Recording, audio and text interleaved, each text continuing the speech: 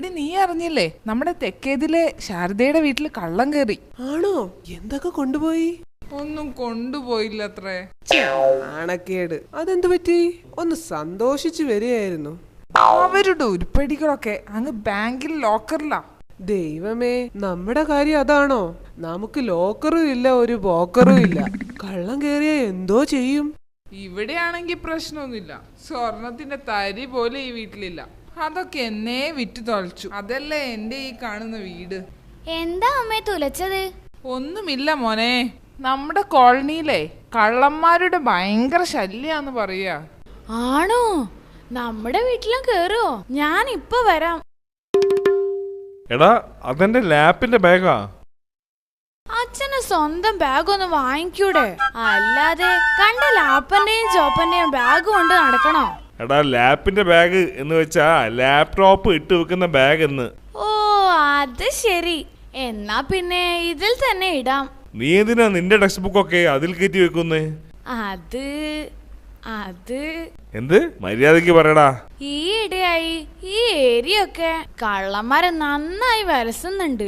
അതുകൊണ്ട് ഒരു മുൻകരുതൽ എടുത്തതാ.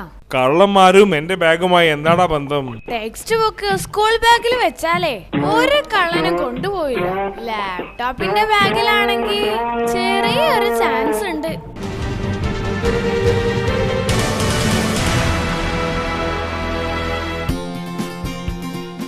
ദൈവമേ, കുടുങ്ങിയോ? എന്താ അമ്മേ പറ്റിയത്? എന്റെ അച്ഛൻ വരുന്നു. ആകെ പ്രശ്നായി. നമ്മുടെ മിന്നലടിച്ചു പോയ ടി വി ഇല്ലേ, അത് അച്ഛൻ വാങ്ങി തന്നതാ. പുള്ളി എന്തെങ്കിലും പറയോ? പിന്നെ ഭയങ്കര ദേഷ്യക്കാരനാ. എന്താ ചെയ്യാ? അതൊക്കെ ഞാൻ എങ്ങനെങ്കിലും പറഞ്ഞ് സോൾവ് ചെയ്തോളാം. അല്ല, ഇവിടെ ചുമരിലുണ്ടായിരുന്ന ആ 50,000 രൂപയുടെ ടി വി എവിടെ പോയടാ? അത് അച്ഛൻ വിറ്റ് കളഞ്ഞു. ചതിച്ചോ ദൈവമേ? എന്ത്? ഞാൻ മേടിച്ചു കൊടുത്ത ടി വി എന്നോട് ചോദിക്കാതെ മരുമകൻ വിറ്റ് കളഞ്ഞെന്നോ? ഞാൻ ഈ അപമാനം സഹിക്കില്ല. എല്ലാം അമ്മയുടെ നന്മയ്ക്ക് വേണ്ടിയാ.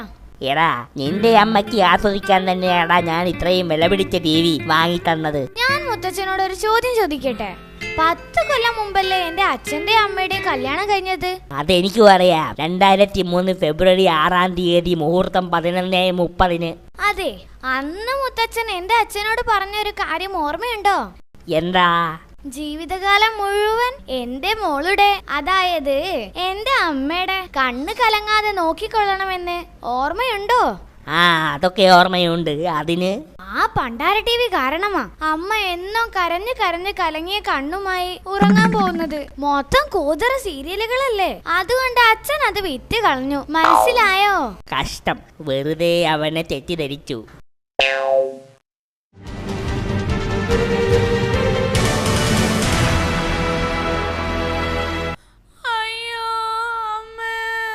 അല്ല, എന്ത് പറ്റി ടിന്റുവിന്? അവൻ ക്രിക്കറ്റ് കളിക്കാൻ പോയിട്ടേ പരുക്ക് പറ്റിയിട്ടിരിക്കുക. ഭയങ്കര നിലവിളിയാ. എന്താ ഒരു ക്രിക്കറ്റ് കളി? ഇതുവരെ ഇല്ലാത്ത. സച്ചിൻ റിട്ടയർ ചെയ്തത് ടി വി കണ്ടതിന് ശേഷം തുടങ്ങിയ പുകില. അവനും അതുപോലെ ഭാവിയിൽ റിട്ടയർ ചെയ്യണം അത്രേ. അവന്റെ ഒരു റിട്ടയർ. ബാറ്റ് നേരെ ചുമ പിടിക്കാൻ പറ്റാത്തവനാ. എടാ, എന്താ പറ്റിയേ? ഒന്നും പറയണ്ട, കൈ അനക്കാൻ പറ്റുന്നില്ല. ഓഹോ, നീ ഒരു കാര്യം ചെയ്യ്. നമ്മുടെ ശങ്കരൻ വൈദ്യരൊന്ന് കാണിച്ചേ. മൂപ്പരെ പിഴിച്ചിലിന്റെ ആശാനാ. ഒന്നും പറയണ്ട വൈദ്യരെ, എന്താ ഒരു വേദന. എന്തു പറ്റി? ഞാനേ ക്രിക്കറ്റ് കളിക്കായിരുന്നു. ആ ദീപ് ഒരൊറ്റ അടി. ഞാൻ തന്നെയായിരുന്നു ബോളറേ. നല്ല ഫുൾ ടോസ് ബോളായിരുന്നു. കമന്ററി കേട്ട് നിക്കാനേ ടൈം ഒട്ടുമില്ല. നീ കാര്യം പറ. അപ്പോ ബോൾ ഇങ്ങനെ പൊങ്ങി. ഞാൻ ക്യാച്ച് ചെയ്യാൻ ഇങ്ങനെ പോവുകയായിരുന്നു. പക്ഷെ പിടിക്കാൻ പറ്റിയില്ല. ബോൾ എന്റെ കൈ കൊണ്ടു. ഓ, മണിബന്ധത്തിനാണ് പരിക്ക്. ഏത് മണി? അവനായിട്ട് എനിക്കൊരു ബന്ധവുമില്ല. ഓ, ഒന്നുമില്ല. ഞാനേ ഒരു കാര്യം ചെയ്യാം. ഒരു കുഴമ്പ് അങ്ങോട്ട് എഴുതി തരാം. അത് നന്നായിട്ട് അങ്ങോട്ട് തേക്കുക. അല്ല, ഫീസ് എത്രയാ വൈദ്യരെ? 100 തന്നെയല്ലേ? ഫീസ് 100 300 രൂപയാ. ആഹാ, കൊള്ളാലോ. പെട്ടെന്ന് എടുക്കടോ, എനിക്ക് തിരക്കുണ്ടേ. ഞാനേ ഈ നാട്ടിലെ ഏക പിഴിച്ചിൽ സ്പെഷ്യലിസ്റ്റാ.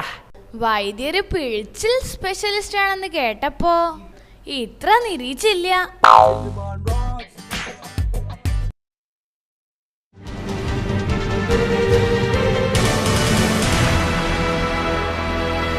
അത് തന്നെയാ സാർ ഞാൻ പറഞ്ഞത്. ഈ ബ്രെയിൻ മസാജർ ഒന്ന് മാത്രം മതി, ഓർമ്മക്കുറവ് എന്നൊരു സംഗതി ഉണ്ടാവാതിരിക്കാൻ. ടിൻഡുവിന് അതിന്റെ ആവശ്യമുണ്ടെന്ന് തോന്നുന്നില്ല. അതിന് സാറിന്റെ മകന് എല്ലാ സബ്ജക്റ്റിനും സി ഗ്രേഡ് ആണെന്നാണല്ലോ സാറിന്റെ ഭാര്യ എന്നോട് പറഞ്ഞത്. അത് പിന്നെ ഞാൻ പറഞ്ഞില്ലേ, അവന് ഓർമ്മയില്ലായിട്ടൊന്നുമല്ല, അവൻ പഠിക്കാഞ്ഞിട്ടാ. ആര് പറഞ്ഞു പഠിപ്പിക്കുന്നില്ലെന്ന്? ഡെയിലി നിങ്ങൾ അവൻ എത്ര നേരം പഠിപ്പിക്കുന്നതാ?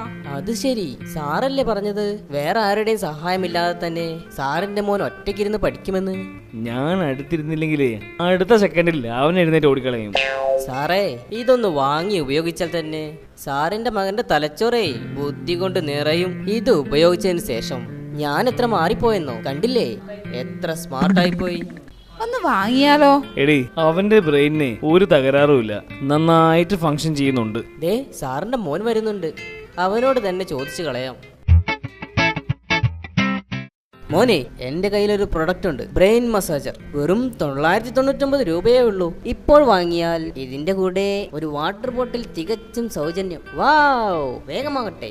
താൻ ചുമ്മാ പരസ്യം കളിക്കാതെ അതിന്റെ ഗുണഗണങ്ങളൊക്കെ ഒന്ന് പറഞ്ഞു കൊടുക്ക്. ഇതാണ് മോനെ ബ്രെയിൻ മസാജർ. ഇത് തലയിൽ ജസ്റ്റ് ഒന്ന് മസാജ് ചെയ്താൽ മതി, നിന്റെ ഓർമ്മക്കുറവും മടിയുമെല്ലാം പമ്പ കടക്കും. എന്റെ പൊന്നു ചങ്ങാതി, ഞാൻ പറഞ്ഞില്ലേ അവന്റെ ബ്രെയിനിന് ഒരു തകരാറുമില്ല. പക്ഷേ ഈ ബ്രെയിൻ നമ്മളെ പരീക്ഷ ഹാളിൽ കയറിയാൽ കറക്റ്റ് ആയിട്ട് സ്റ്റോപ്പ് ആവും.